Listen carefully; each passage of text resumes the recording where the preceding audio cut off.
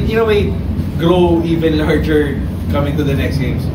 Oo naman, expected ko na yan kasi we're 85,000 strong eh. So, hindi na ako para magtaka dun. So, hindi ko lang expected na ganito kaaga, kumbaga. Pero we're happy. Pero yun nga, kailangan namin maging ready sa ganyang crowd talaga na ibibigay na support sa amin. Yung mga ganong klaseng atmosphere, coach, you see it as a positive na nararamdaman ng players yung gravity ng situation, yung expectations ng community. Kaya kami nanditong coaches para lalayan sila sa ganung sitwasyon. Pero yun nga yung masarap na kasi nung naglalaro ko, di ko alam, 1,000 lang ata kami nun.